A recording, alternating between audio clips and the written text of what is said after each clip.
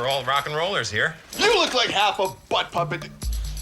You know what it's like to be on the bill and to play for 15 minutes, and the only people there to see you are the other bands and their girlfriends? Don't talk to me about rock and roll. I'm out there in the clubs and on the streets, and I'm living it. I am rock and roll.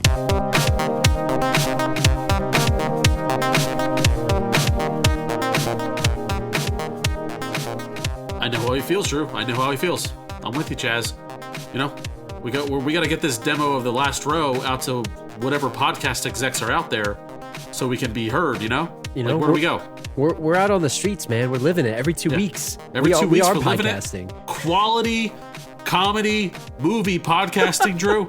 Unless we're the delusional Lone Rangers here. It's like, where do we go? Do we have to take our super soakers to some studio up in the Ringer? Is that where we have to go to get paid for this podcast, Drew?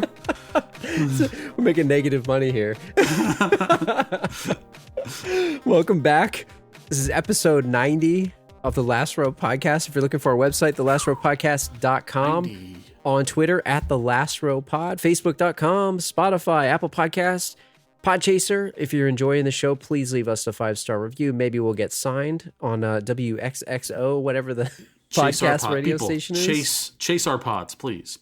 We're still here. You said it, man. Every 2 weeks, we're still here. We're Quality showing up. Content, pumping it out, up. Drew. We're better than the Ringer. We're better. Actually, we're not better than the Ringer. We would very much love to be. We would very much love to be. We would very much love to be signed by them. Yeah. Or any podcast that has a group of podcasting that will give us $5 for this podcast. Be great. Airheads, Drew, 1994.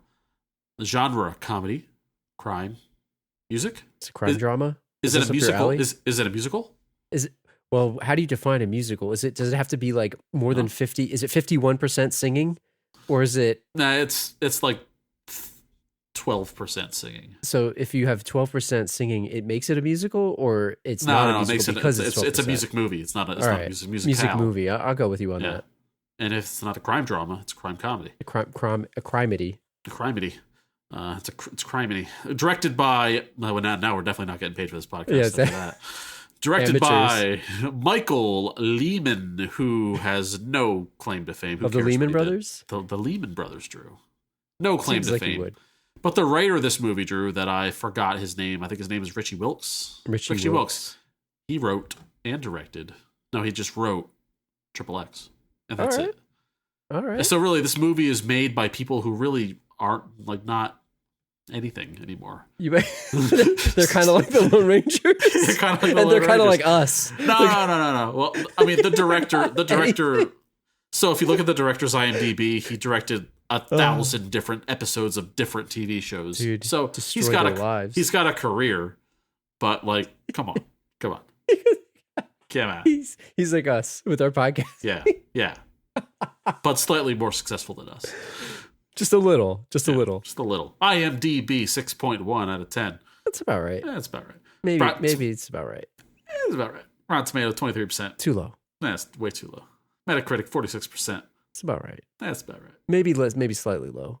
I like this movie. Maybe that was slightly too low. I'm a fan. 3 band members, hoping for a big break, headed to a radio station to play their demo tape and wind up holding everyone hostage with plastic guns when the head DJ refuses to play them. But he didn't refuse to play them. He did play them, or he tried to. Hey, he's pretty cool about it. I thought he handled it pretty good for the most part. And cool customer in the face of danger. I also feel like, and we'll get into this later, but they could have used a 4th member. I have some thoughts. Hashtag, we'll get to that later. I have some thoughts. Taglines. Some of these are pretty bad. Yeah. Well. The music, the legend, the hostage situation. 5 out of 10. I could see that on a poster. It's 5 out of 10. The music made them do it. That's pretty good. It's not bad. I'll allow it. They were a rock and roll band that couldn't get arrested. That was before they took an entire radio station hostage. It's too much. It's too much. It's like, what is this, the trailer or is this the tagline? What is literally this? 2 sentences. Too much. Get out of here. Right? Get out of here. A comedy with attitude. No. Generic. Get out of here. Kurt Cuddy would just piss on that one. Attitude. Get ready to laugh, rock and roll. No. That's pretty clever. That's stupid. This is my favorite one. The amps are on, but nobody's home. Because they're Airheads. I like that one. Okay. That's a good one. Wait, Overall, wait. hit or miss. I just like total like, light bulb moment, Airheads. Yeah. It's like they're on the air. Like, I didn't get it. For 30 years, I didn't get it. And now, just now, I got it.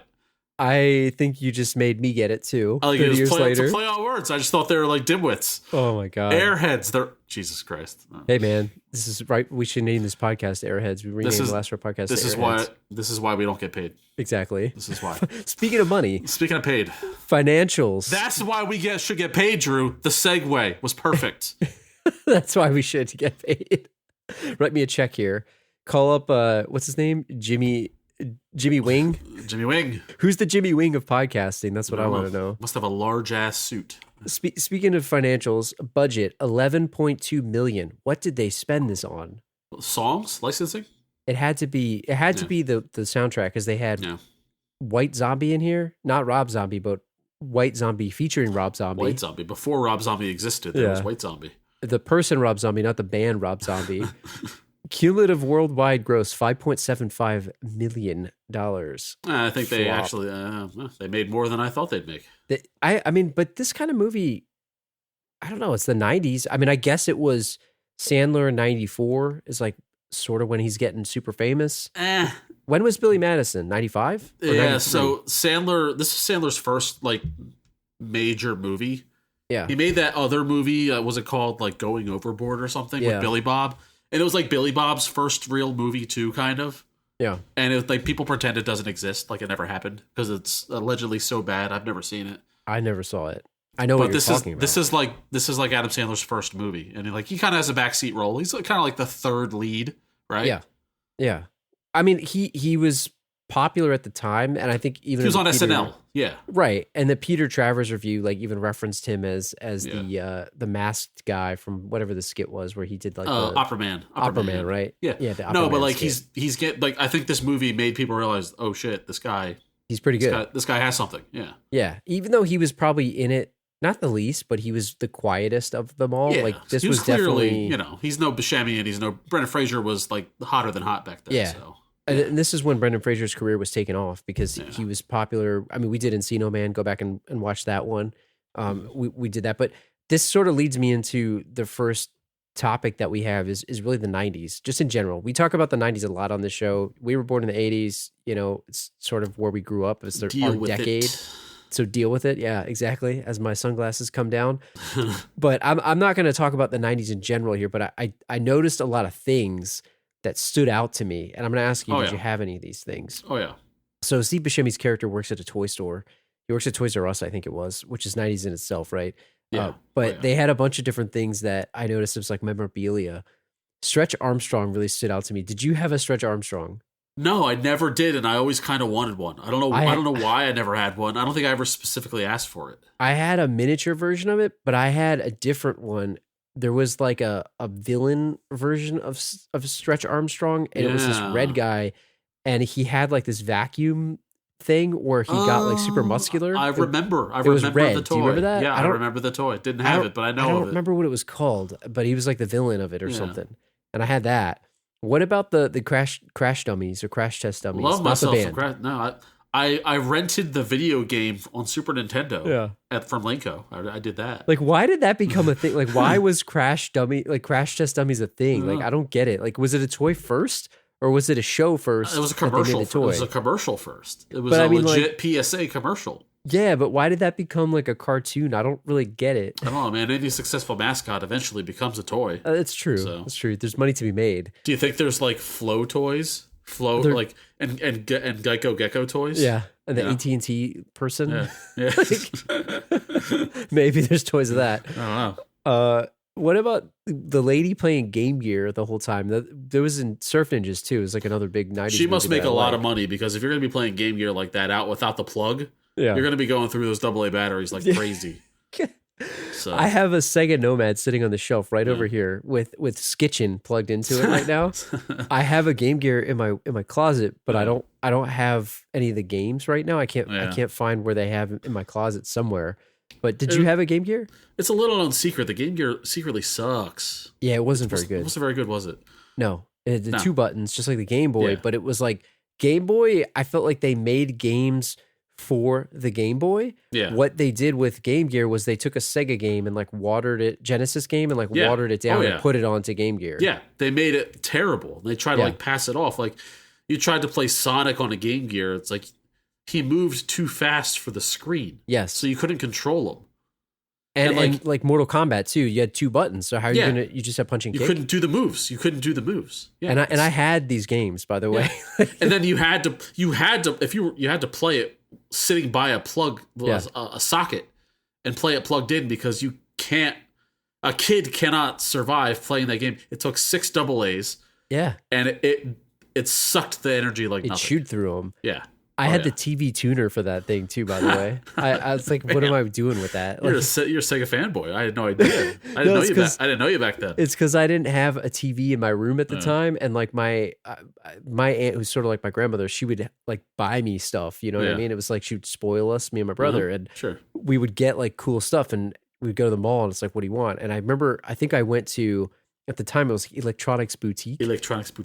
And it was a used version of this thing, so it was cheap. And I got it, and I was like, "This is the coolest thing." And it's like it's like broadcast TV. You couldn't get anything on it. It was fuzzy. Yeah, I had a standalone portable TV, and it never worked. Never worked. Like it never worked. Nothing. You got nothing. Yeah. Exactly. Yeah. So other '90s stuff in here. Beavis and Butthead called into the radio. I thought it was kind of cringe. Like. Looking back, like at the time, cringe. It's kind of like doing like the South Park thing, like the Cartman voice. Yes, in the early 2000s, right when South Park started being hot. It's the same type of deal where it's like, oh, we have to throw this in. Yeah, at least they fit within the genre of the movie. Yeah, that's true. Kurt Loder from MTV was doing a special report. Oh yeah, Kurt Loder, super 90s. But where was Gideon Yago, Drew? Yeah, but that's a really good question. It's a really good question. Who was the guy with the hat? Who was the guy? Oh, damn Sway? Sway. But maybe that was later, right? And Caduce. Yeah, Caduce. Yeah, he was after Kurt Loder. Or Kurt Loder never really left. No.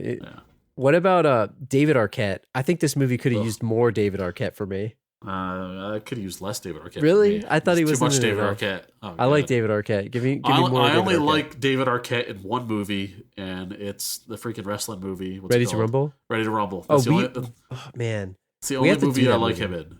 Yeah. We had so many people. Everyone that wrote in to us about that. We heard you. I have it on the list. Well, we got to do that one soon. A lot of people asked us to do that one. We got to do that one. He annoys the shit out of me. I don't know. Do you think so? Really? Yeah. I like him. Overall, he does. Well, we were talking about doing Scream maybe for Halloween coming up, so maybe we'd have to. We might see him. We might see him in a couple of weeks. We might see him. You're gonna see. Maybe you want less David Arquette in that. I don't know. Maybe he'll convert me. Maybe I'll be. You know what? Not so bad. Maybe who knows? What about White Zombie too? We mentioned it earlier in the movie, but the White Zombie's in the he'll play a concert in the club. Yep. Do you like White Zombie? What kind of music does that music do it for you? No, I mean, they're call them, what do you call them? Groove metal, stoner metal, industrial metal. Not competitive sheet metal. I'm not saying I'm a White Zombie or a Rob Zombie fan, but I respect his hits. Put it that way. I like the hits. And White Zombie came before Rob Zombie, right? I'm talking about Rob Zombie the band, not the person. Not the person, not the director. Yeah, that. White Zombie, I believe, disbanded in the late 90s, and it became he morphed the band into Rob Zombie. Oh, well, that's interesting. And I'm not sure, like, can you really tell the two bands apart? I don't know. Are they sound the same? I'm sorry, you're going to get blasted for saying that, but I don't know enough about the zombies. And JJ, if you're listening, please tell me. If there's a difference between White Zombie and Rob Zombie, really, because I don't think there is. But I could be way off on that. I need JJ to tell us because I'm definitely not going to know. So, speaking of bands, right? Another $1 million transition here. The Lone Ranger's Badway. This movie is about a group of guys, as you mentioned in the beginning, trying to get signed to a record deal. The band is called the Lone Rangers.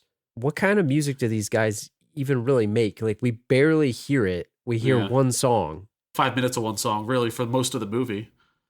I don't know, man. Like, so I forget what they, and this is why we don't make money on the podcast. I forget cancel our deal. They danced around their genre of rock.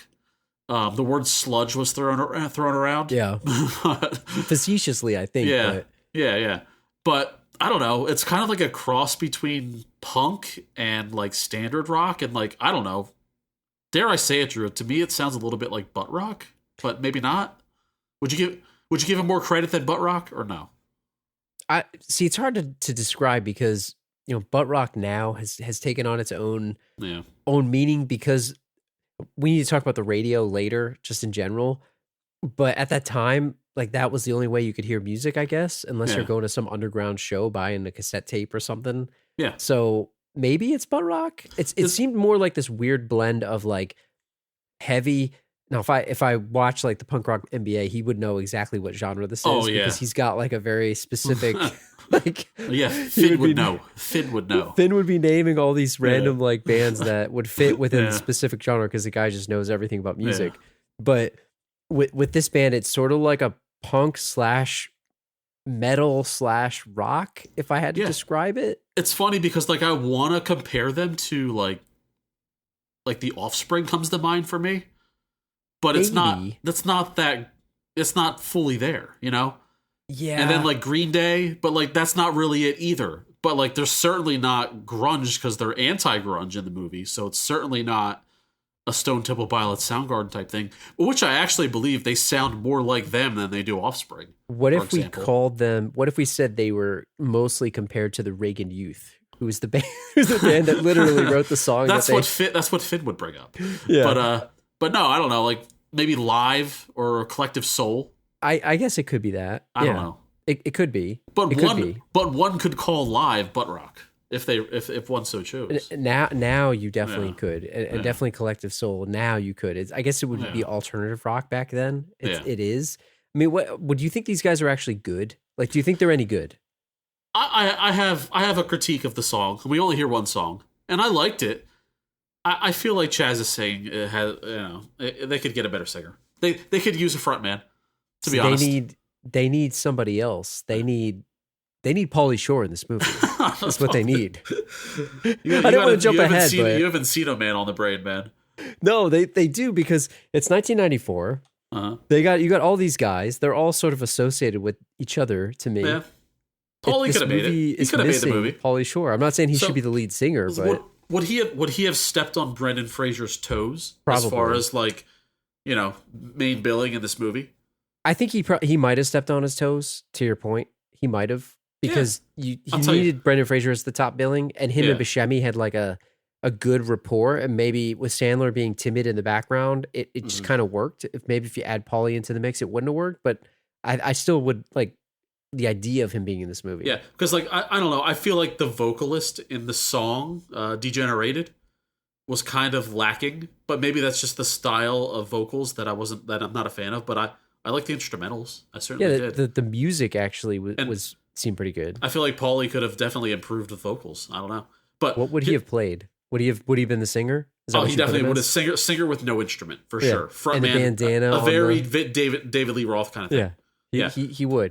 I got it though. You want to rewrite this movie? I'll rewrite this movie for you right now. All right, go ahead. Yeah, Pauly Shore is in the first 20 minutes of this movie. Right, he is the fourth member of the band. They get to the radio station. Once the gun comes out, he's out. Like he quits. When Buscemi pulls the fake gun on the DJ, he runs out of the station and he quits the band. It got too real. Yeah, it got too real for him. He's not that into it. So that's how he doesn't overstep the top billing of Brendan Fraser, but you have yourself a little bit of Pauly Shore. Yeah, you get him into the movie, you rope people in, but would people be offended that he left after 20 minutes? It's like, I came for this movie for Pauly Shore here. Well, it's like executive decision when you go in for Steven Seagal and you realize that he died in the first 10 minutes of the movie.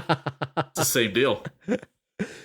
How do you think these guys even met? Because we don't get, give me your speculation here, because, is this a hired gun kind of thing? Like, so Rex and Pip are brothers, right? Yes. So they're the bassist and the drummer, and they're brothers. And Chaz, living with his girlfriend at the time, lead singer and guitarist, and seems like the leader of the band. So you wanna know what I think of this dynamic? I feel like Chaz, Brendan Fraser, has been in multiple bands. Mm-hmm.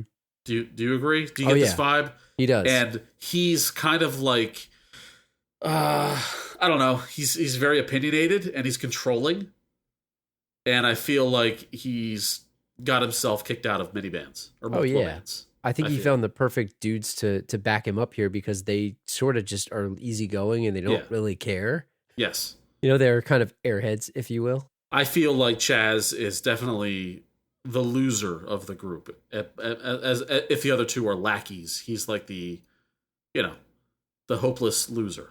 So do you think they've been playing together a long time, or do you think this is a recently formed band after he broke up with whatever other bands he was in? I want to say maybe they've been together a year, maybe a year plus. So it's not that long. I don't think so. Did they play any live shows ever? Because it didn't seem like it. That didn't seem like it. It seemed like they just did this demo tape and that's about it. Compared to our opening soundbite there, I mean, he is rock and roll. He's been to the clubs. He's been at the shows, Drew. I mean, he's at the clubs listening to bands. Like he was there. Yeah. What was that other band that got signed after Sons of Thunder? They Sons sucked. of Thunder. They had like a tiki man on their chest. Like what was that? That's it. That band sucked, man. Let me tell you. But no, you're right. He was just listening. It's not like he was opening for Sons of Thunder. Yeah. So he talks about, you're opening for this thing. They never even showed him playing a show. And I don't want to put the kibosh on his plan here, but at the same time, like, what the heck was he thinking? Like, shouldn't they just be playing clubs and then maybe the promoters and the Asians come out and that's how you get seen? He needs to be playing in front of 5 people. And maybe he thinks they're too good. Maybe he's turning down shows. He could be. Yeah, he feels like he's above, but he's really not. He should be playing basements and like people's houses, right? The basement house show and all that kind of stuff. Literal garages, right? Yeah. I mean, fun fact. Did you know this? Apparently, according to IMDb, so it's got to be true. Of course, right? It's all factual. Sure. 100%. Apparently, this Chaz was originally going to be John Cusack. Oh, my God. You think that would have been better or worse? How old is John Cusack at that time? I don't remember, because when was High Fidelity? Like, that was around this time, right? Mid-90s? Roughly, yeah. But he looked kind of, I mean, he wasn't old in that, but he wasn't young. Like, I think Brendan Fraser was great. John Cusack always looked 30 to me. Yeah. 30 plus. Pulling off a 20-year-old. Would he have the long hair is the question. Well, I mean, really, Steve Buscemi looked 40 in this movie, so yeah. Who cares? but it works. It works for the character. Like, you need, I don't know. Brendan Fraser is underrated, man. I know we're in the Renaissance or whatever they call it right now, but I have always been a fan of him. And especially during this time period, he was great. Sure. And he's perfectly cast in this movie, I feel. That's real hair. Can't be right. I don't think so. Unless he kept it from Encino Man there. I don't know. Lincoln Chomovsky. Was that his real hair in Encino Man? No, I don't think so. It's got to be a wig. It's got to be. Oh, man. Yeah, we're definitely not getting paid for this podcast.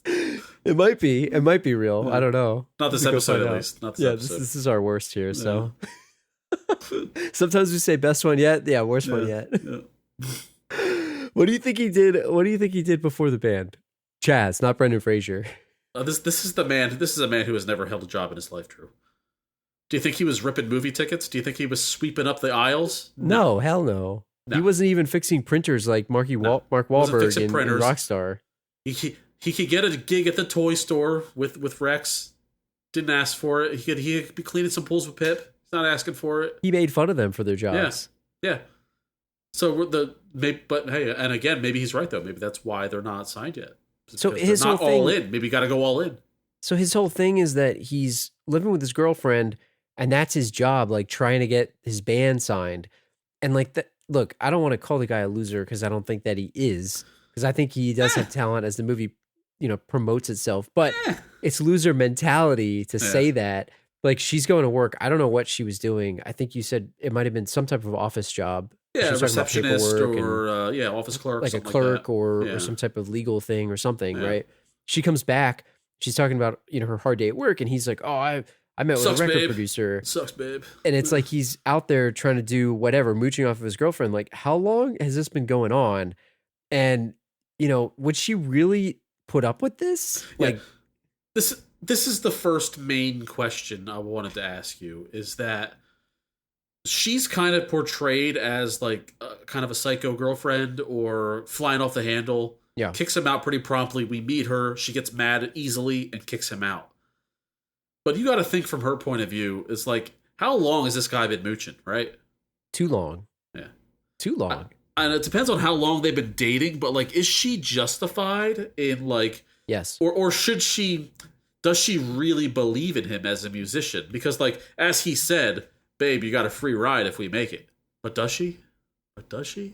I don't know if she does. She or sure maybe about that? at this point she you sure about that? She sure about that? I don't know if she does anymore because she clearly is tired of it. I get the impression too that he's hitting above his weight class or whatever they call it, you know? Yeah. Like she's more of a babe, as you will, in the 90s Sure. than what he would deserve. Like Turbo if he's babe. really a rocker, I get it. Like, yeah, he's going to get, you know, he might get a hot girlfriend or a really nice girl or whatever. But at Yeah. the same time, he doesn't seem like he's that successful. So what is she attracted to? Maybe It's you like, know? well, it's kind of like Jennifer Aniston and That's Rockstar. true. That's You know? true. All the talent is walking out of that room. So maybe she sees the untapped potential. She In doesn't which stick case, with him long. she shouldn't be mad that he's loafing on the couch after a hard day of breaking into a record label. Yeah. I mean, he just straight up broke into that place Yeah. too, which Yeah. is also funny. Do you think it was an abusive relationship? Because as you go through the movie, they're obviously fighting each other a bit. Yeah. Like they're yelling at each other, constantly breaking up, getting back together. Like how many times has this happened before? This doesn't seem like the first. You'd say abusive. I mean, physically, I feel like she's probably hit him more than once. Oh, she did in the movie, right? She beat him up. She beat the crap out of him. Yeah. So yeah, abusive for him, sure. I just wonder, like, if when they do get big, like, is he staying with her? You know, maybe. I don't know if this is for keeps. You know, I don't think so. I mean, he says he wrote the song for her, but he really didn't because he wrote that song before he even met her. And I don't even know how that song was about her because isn't the song called like Degenerated? Like, Is that the song? I thought Yeah, it was that's just the another one. unnamed song that he wrote about her. no, I think he was like this was the song because that's why she had the tape. Johnny And- can't read, Johnny can't write. I'm trying to think of the lyrics. Like, what was that song about? The song wasn't about her. It's not about her at all.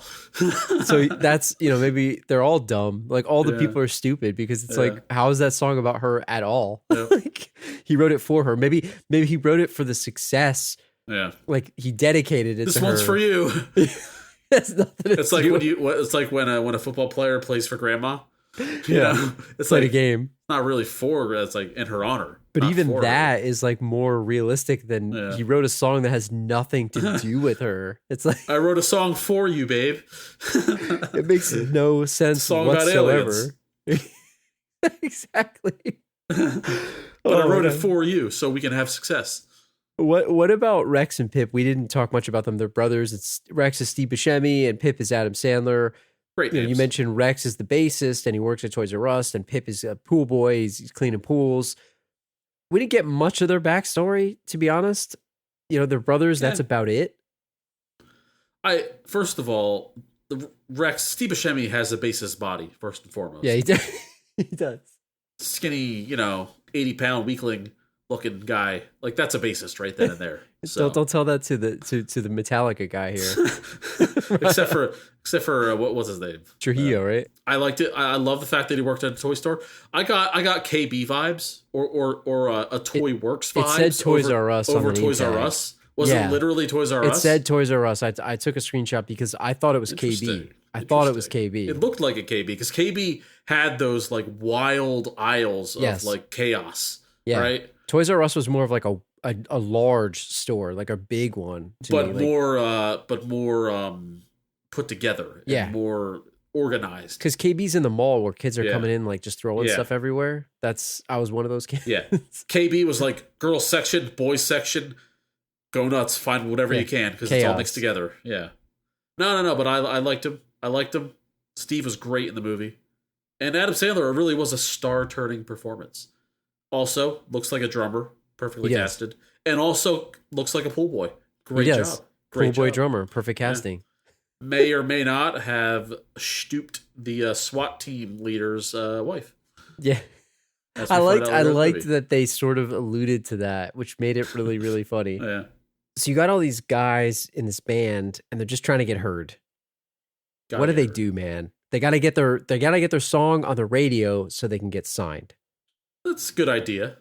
Makes sense. What if the song sucks? What if the song sucks? Had they ever thought of that? No. What if they don't get it on the radio? Like, what is his backup plan? Like, what does he have a backup plan?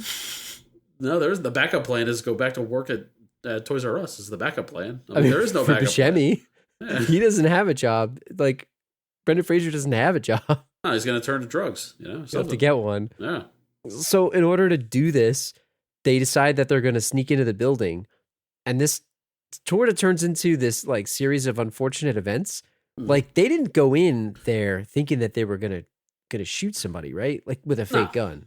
They didn't plan on it becoming a hostage situation, a terrorist act, if you will. Just kind of just happened.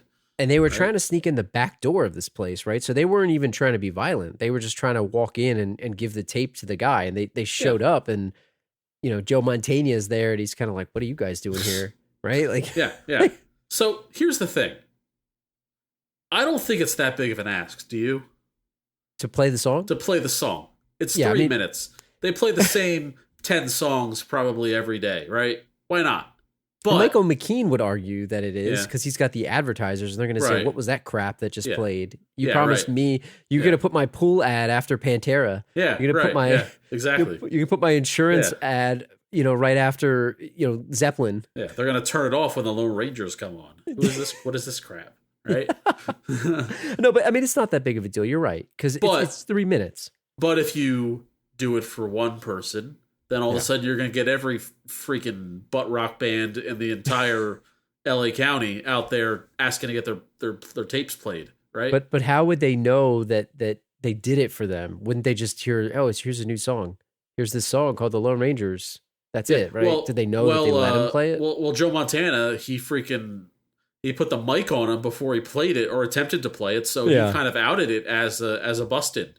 So I was curious, like when he turned the mic on to try to get them found out, was he doing it because he was scared that he was, threatened, or did he do it because he thought, "Hey man, I'm going to like screw the authority and I'm just going to kind of make a scene out of this," because he seemed kind of checked out for his job? Or was it, "Hey, this is going to get some ratings, like these guys seem pretty desperate"? Yeah, I thought he thought they were dumb and thought he could make fun of them. I think that's what his thing was. It's like a Howard Stern situation. Yeah.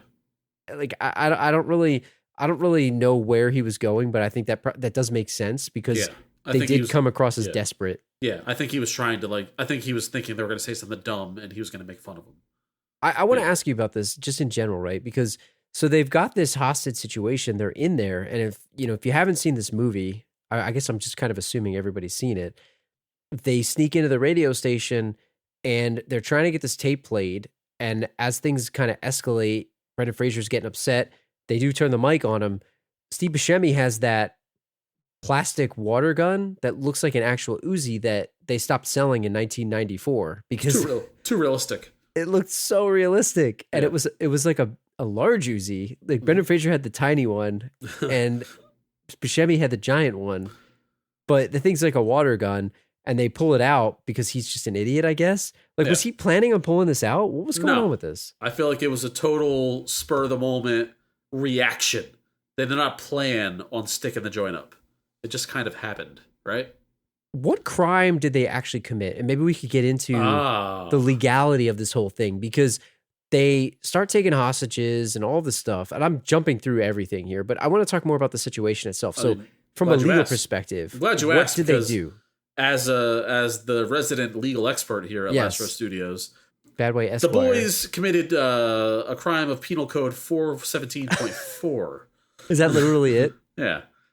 Which states that every person who, except in self-defense, draws or exhibits an imitation firearm in a threatening manner against another in such a way to cause a reasonable person apprehension or fear of bodily harm is guilty of a misdemeanor.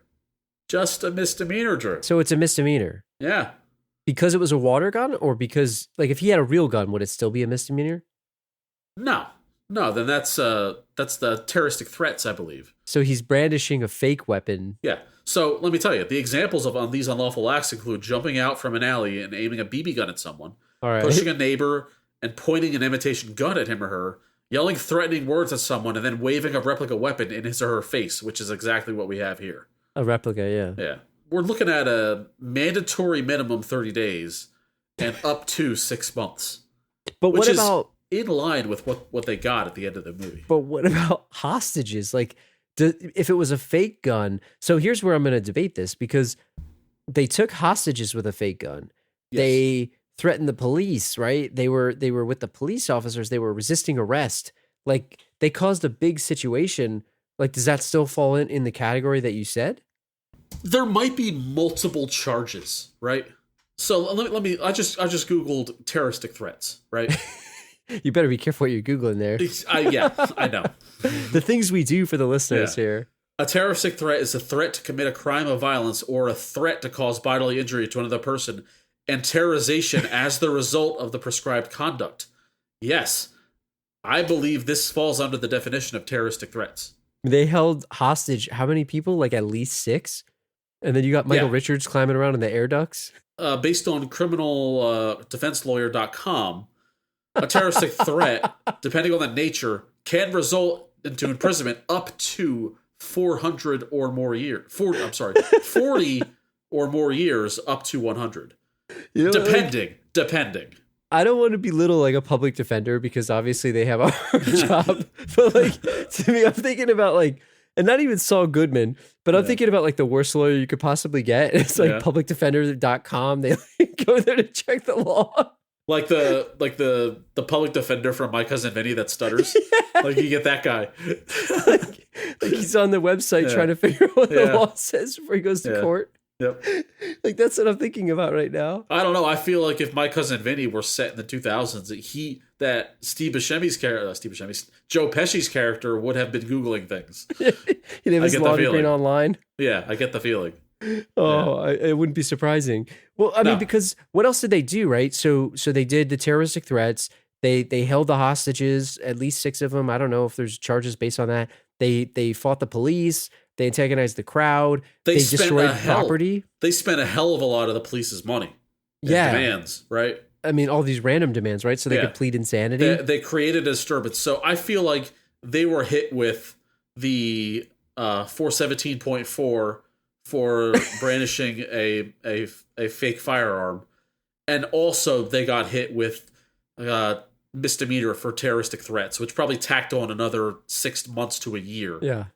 So I think that they spent about a year in prison. Do you feel that brandishing a fake weapon, the charges that, like the literal charges, right? The actual ones. Yeah. Do you feel like those are harsh enough?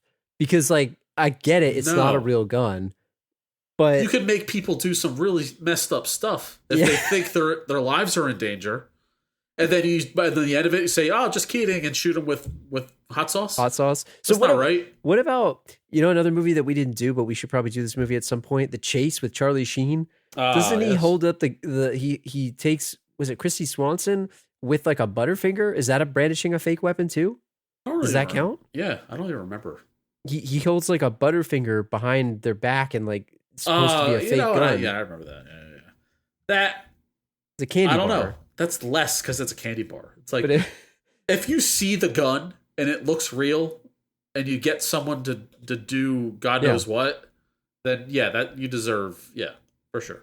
Does Sheep Buscemi use the hot sauce out of that gun? Like he did shoot Michael McKean with it. He did. Yeah, he did. So tack another 2 weeks onto your prison sentence because of that. So right? What if they had a real gun? So if they had a real gun and they did this and it was unloaded, does it still count? Like, does it still have the same problem? I feel like it's still a deadly weapon, even if there's no ammo in it. I feel like you still get charged because it's a real firearm.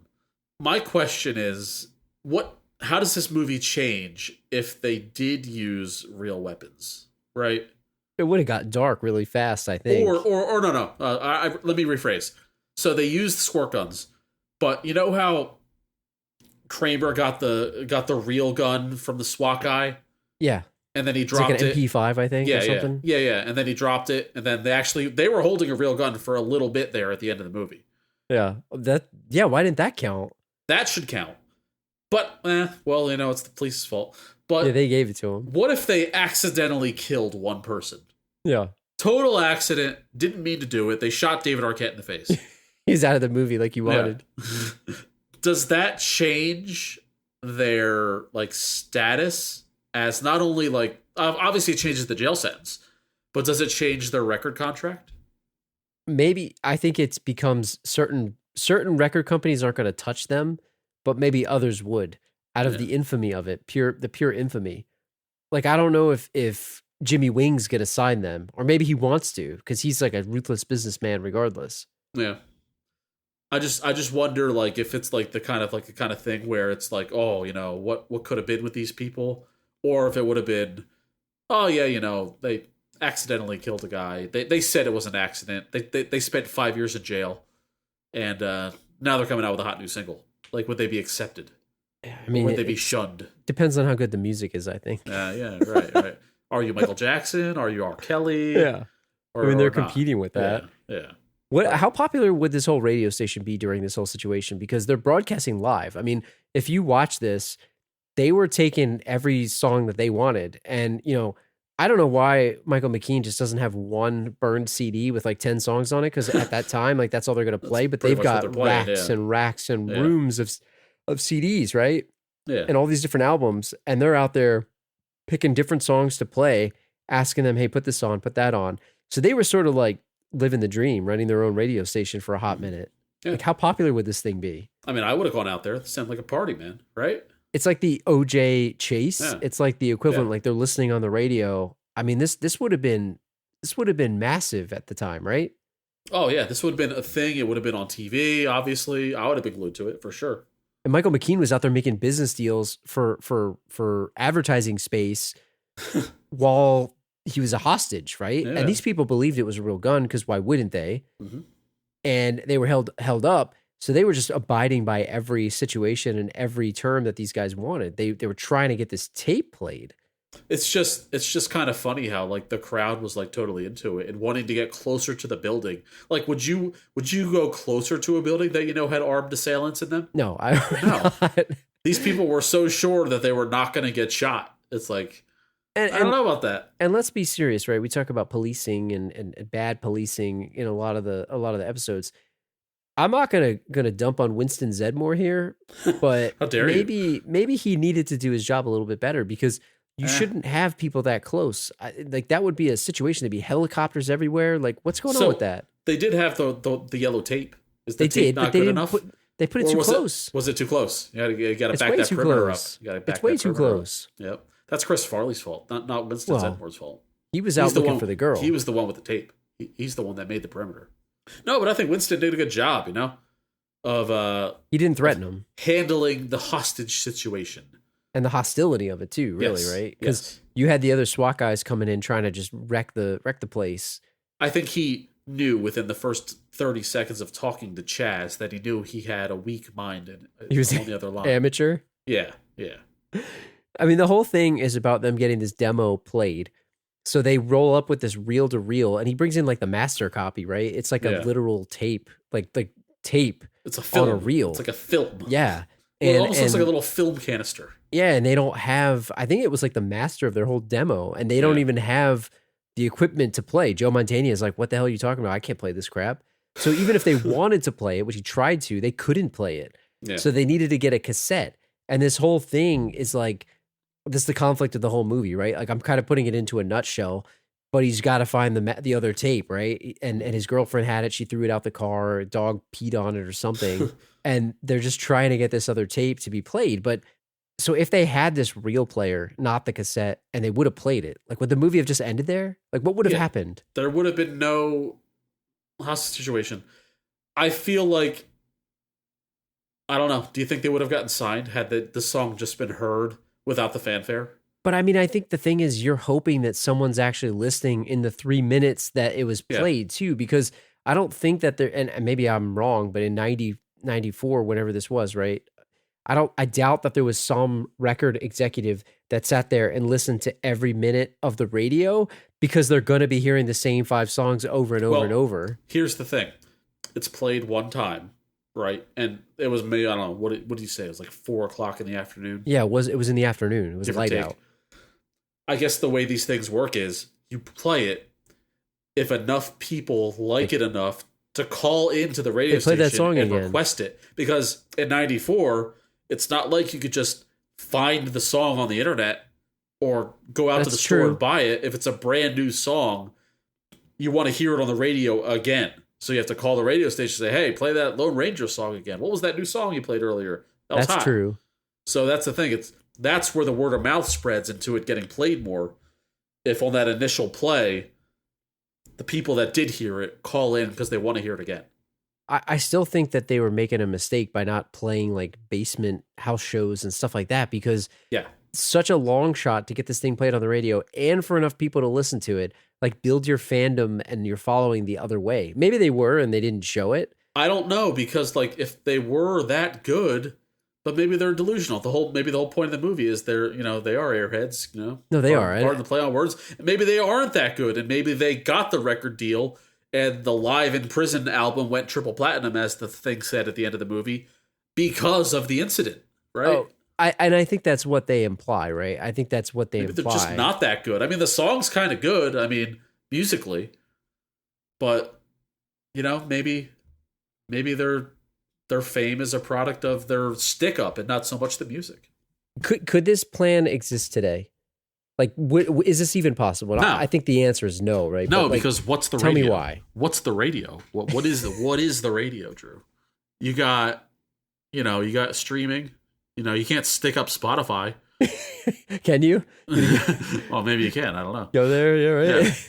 You upload anything you want onto YouTube. So they let us put get this your podcast shit on out YouTube. there. Yeah, you can get your shit out there. Whether or not people listen to it is another story. Yeah, like we have a platform, that nobody would have heard our voices 20 years ago. We'd have to go to a radio station. Yeah, we'd have to go get a radio job.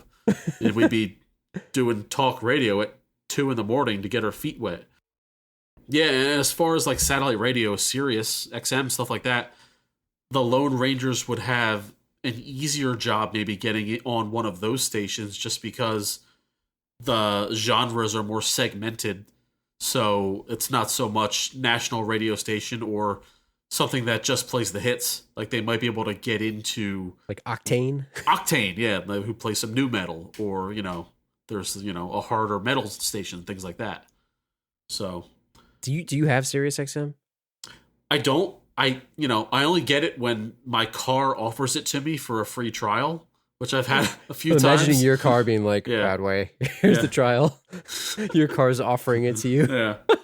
No, yeah, but like it's great when I have it, but like the second they ask me to pay a dime for it, it's over. And like, I'll be honest, like I don't know, I've never really been a radio guy. Like I listened to the radio back when there was nothing else, but the second like I had my own CDs and the second I was able to kind of play in my own car, like I never really, like I listened to it, but not really regularly. So for me, I was always like making my own CDs. I was making my own mixes for whatever, because I just wanted to listen to what I wanted to. And and then even when Sirius came out, like it was cool, but I didn't want to pay for it. I don't know. And then when I finally had, Spotify or whatever, that changed the game for me, because you could make custom like Pandora, I guess, was really the beginning of it, because you could listen to the custom radio stations and stuff like that.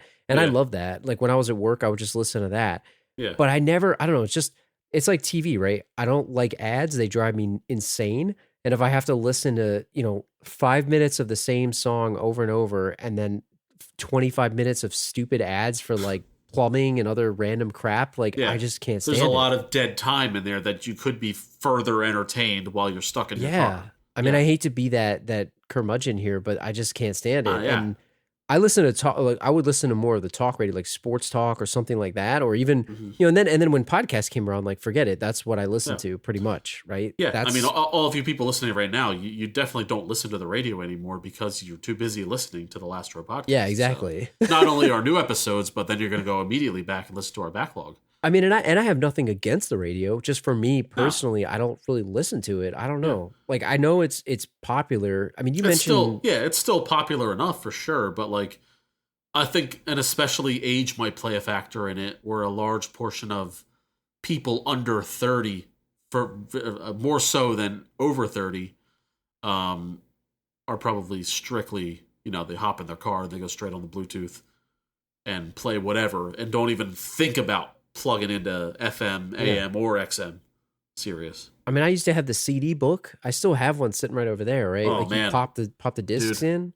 When my car got busted into, like back in the early 2000s, and they stole not only my stereo but my CD book, That was like the biggest loss of my life, man. That's like stealing your life, man. They stole, and they were like, then a lot of them were burned CDs and mixes and stuff like that, where it's like, oh man, like just steal my life, why don't you? Yeah, you took the time. And even if you did buy them, right? Like I used to buy CDs at Best Buy. I'd buy them online and stuff. I remember, buying them online, but you buy them at Best Buy and they were not cheap, right? Like when they went down to $10, that was great. Yeah. But when they were like $20, $25, like you were pretty, you had to do BMG music groups so you could get the mail-aways, so you can get the cheap ones. Best Buy was always cheaper for some reason than everyone else, though. That's where I used to get them. You could get when CDs were still the main thing, you can get them for like $12.99. Yeah. And then when they jumped to 10, it was almost like the CD was almost obsolete. Still to this day, it hurts me that they stole my book. Yeah. I had a Bang and Cash Money Records mix. Let me tell you, the hits. They couldn't have made a greatest hits album better than the Bang and Cash Money Records mix album that I had. I'm pretty sure in my CD book right there, shout out to friend Julio. I'm pretty sure I have Julio's Bang and Mix and in one of those books with like, I don't even know what's on it. I have no idea what's on it, but I remember printing out the labels and stuff. Yeah. It's the musical equivalent of Boner Jams 03, I'm sure. Yeah, exactly. I'm sure Yellow Card's on it and Newfound Glory and freaking Starting Line. I'm sure they're all on there, right? Yeah, exactly. Yeah. Speaking of like the music, right? So in the 90s, at the time, there was no Spotify, there was no Sirius, there was no XM and all this crap, right? So the record contract was a big deal. Yes. So we talked a little about Joe Mantegna, and we talked a little bit about Michael McKean, the station manager. We didn't talk about Jimmy Wing. We mentioned him. He's the record exec, played by Judd Nelson. Mm-hmm. And he's like this bigwig guy that they're trying to get a record deal from. Like, is a record executive today, is that like a legit job anymore? Or is it more like a formality, for like the super big stars? Because at the time I felt like they made the stars. Mm-hmm. Now, like with the internet and what you're talking about, right? Like you could just put something on YouTube and you blow up. Yeah. Like Post Malone, all these other things that just kind of blew up.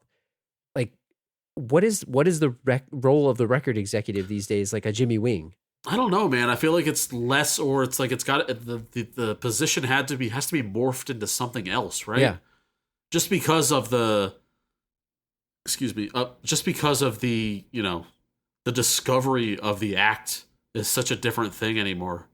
But I don't know. Maybe do you go into work every day if you're Jimmy Wing in 2021 and just like scour the internet? Like, what do you even do? Find someone to sign. I don't even know. I mean, I guess there's probably talent scouts. I mean, he didn't have to go very far for these guys. So they were all over the news as this hostage situation was unfolding. He saw that they were having some crimes here.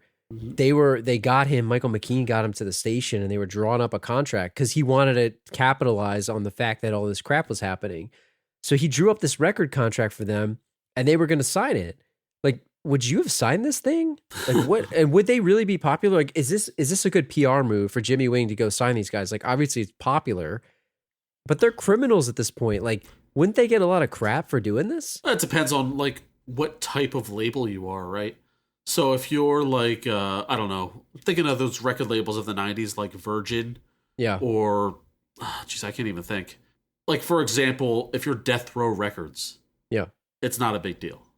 Or if you're like, I remember like Interscope being like the, kind of like the Bad Boy pod, like not Bad Boy Records, but like kind of like the Outcast or Cutting Edge label. Maybe it was an Interscope kind of thing, rather than like one of the big play it safe kind of guys. The odd thing about this whole situation is that Jimmy Wing is willing to sign these guys to a deal, a pretty big one. I mean, we didn't see the financials before he's even heard them play.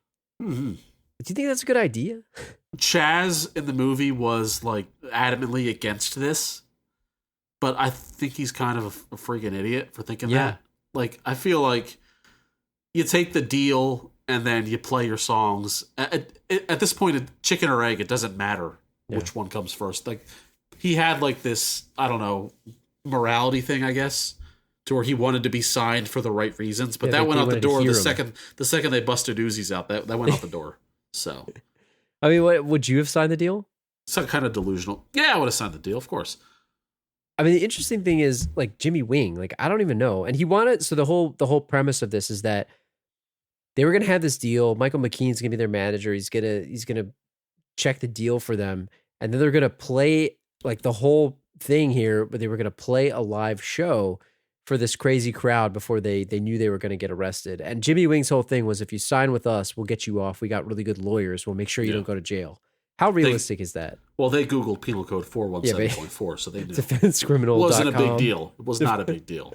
He knew at the time. Yeah. So, but if you're Jimmy Wing, and obviously we knew what he does, right? He tells them that they're going to play off of a track. They're going to lip sync because they want to film some video and capitalize on this. But is it a good idea for Brendan Fraser to even try to play a live show? Is he even ready? No. I mean, this is just movies, just them with a series of bad decisions, one after another. And the fact that they wanted to play live after not practicing and after the adrenaline of holding a place hostage for like, what was it? Maybe 8-10 hours? Who the hell knows? Yeah, it was all night at least. There's no way they are going to have a good show if they play those instruments live. So as much of a scumbag as Jimmy Wing is, and how big of a suit Jimmy Wing has on, and the size of his soul patch does not matter in this case. He is right to have them lip sync this song. How big of a suit he is and has on. Yes. I'm thinking suit about Billy was Walsh. Huge.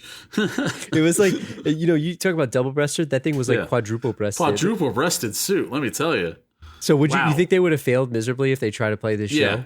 Yeah. And the I feel pressure like, would have been too much. And Mr. Wing knew. He knew that he knew? Listen, we can't screw this up. We got to get them into that jail with people wanting more. Do you think there was other labels here waiting for them? You had the fake out with Egon Spengler trying to sign them as really a cop. Yeah. Would other labels have been lined up ready to sign these guys? Or I is feel this like really the situation. I feel like there would have been some competition to sign them when they got to prison. I really do.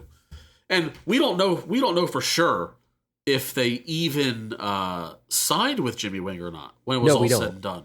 Because he said that if they played the actual show, he wasn't going to let them be part of the deal, right? That was the whole situation, right? He said, if you don't lip sync this, you're done.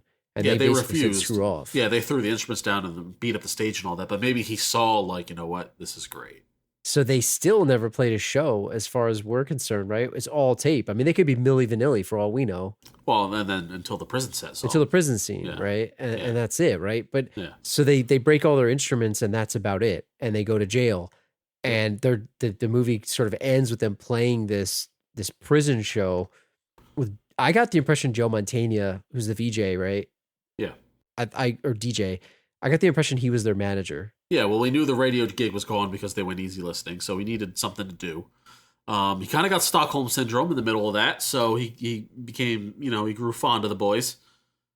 I mean, does he have the chops to be manager? I mean, why not, I guess? They needed Michael McKean for the savvy business acumen. Yeah, he knew what he was doing. Love or hate the ponytail, the guy knows business. So. That was a great ponytail, by the way. The short ponytail is underrated. The tiny ponytail. The tiny ponytail is an underrated ponytail. You could tell, because it was so small, he wasn't evil. He was not evil. Yeah, and it wasn't wet either. He was just kind of a scumbag.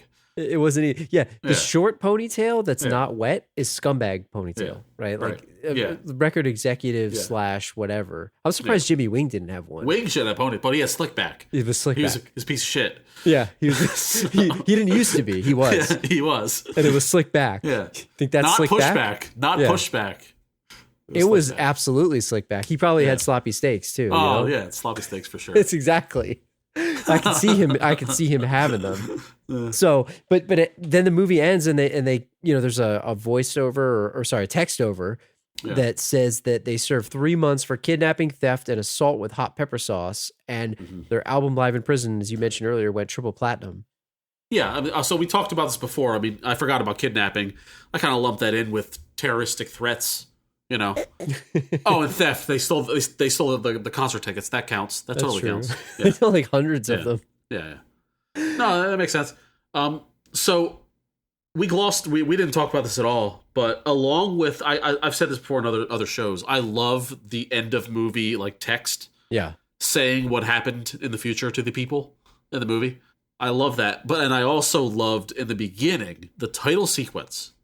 You don't get a good title sequence anymore other than if you go to when you go to a James Bond movie. That's the only other time you get a good title opening sequence. I'm a huge fan of the title sequence. Yeah. This was a great opening title sequence and a great final text crawl. So that's right there. That makes this a successful movie.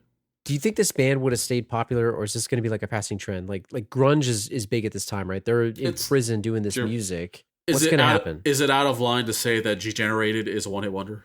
Oh no, it's absolutely a one-hit wonder. Yeah, because it's a one-hit wonder. They need to. They don't. Doesn't seem like a staying power kind of band for me. Triple platinum seems like a stretch to me. I think a band with a major one hit can be multi-platinum. Like, think about how many records Jamiroquai sold. That's true. You know, I could Google that right now. I'm not going to, but I bet it went triple platinum. That's true. It probably I don't feel like spelling Jamiroquai, but I bet that album went triple platinum. It probably did. Yeah, and he had one song.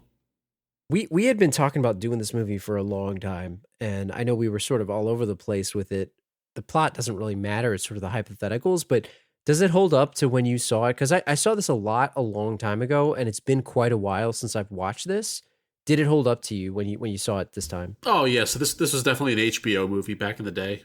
I may have seen this movie a dozen times. Yeah. But having seen it now for the first time in maybe 20 years, who the hell knows? Yeah, totally. I totally enjoyed it. Would watch again. Was anything different to you? Because there's one thing that was different to me. Like, did it ring the same way you remembered it? Did it play differently? Yeah, no, yeah. I kind of, because I've seen it so much. Yeah, no surprises to me. The big thing that stood out to me, and I sort of forgot, because it's been a really long time since I've watched it. I kind of forgot how they got into the radio station. Mm. And it's kind of dumb because that's the whole point of the movie. But I kind of forgot. For some reason, I thought they went in with the guns, like thinking that they were going to do something. It's been a really long time. Yeah, it was completely by accident. It made it even better for me watching it this time. Like, just thinking that it was a complete unintentional situation, which was great. Yeah, I mean, we don't talk about, hey, this scene, hey, that scene, but like one of the scenes that made this movie for me and just how stupid they were was when Buscemi asked Sandler for his bank card so he can get into the building and asked him to put his code in, like that was ever going to work. Yeah. And then after that, he tries to spit soda on it to short circuit the controls, which is hilarious. Yeah. But I thought it was funny. The movie was very subtly funny. And I thought it was really well done. And the cast was great to me, too. Yeah. So I think they casted really well. Oh, yeah. Lots of star power. SNL all over the place and all that good stuff. Well, we'll have to see if we get signed after this. If you're looking for us to send us a contract, you can send us an email at the last word podcast at gmail.com. They must have heard one of our other episodes, not this one. Yeah, exactly. Don't listen to this one, actually. Right in. Leave a comment on the episode's page, thelastropodcast.com. Tweet at us at thelastropod, Instagram at thelastropod. If you're enjoying the show, please leave a 5-star review or consider leaving a 5-star review on Apple Podcast and Podchaser. And if you are not going to unsubscribe, we'll be back in 2 weeks on Thursday, October 28th. We haven't picked a movie yet, but I think we're going to Halloween. That's the theme. Not the movie Halloween, a Halloween theme. Yeah, Halloween themed movie. Scary movie, not the movie Scary Movie, but a scary movie. Yeah, something that's creepy. Or something creepy crawly. Exactly. A thriller, maybe an erotic thriller, who knows? We'll put it out on the social medias. And on that note, we'll see you guys in 2 weeks. See ya! So, Michael McKean was really upset about that couch. Do you think that there was any stains on that couch? If there was one stain on that couch, true. Oh yeah. Do you ever put your naked butt on a leather couch? I don't think it feels very comfortable. Let me tell you. Yeah, I don't think I have. I don't think I have. Why don't you tell me more? You tell me more about your experience. I don't want to. You don't want to put like you could just wear shorts and having your legs on the leather. Yeah. Like you start like it's not comfortable whatsoever. No. You want your bare ass cheeks on the leather? No. And what about a bunch of balls? Yeah, exactly. Yeah.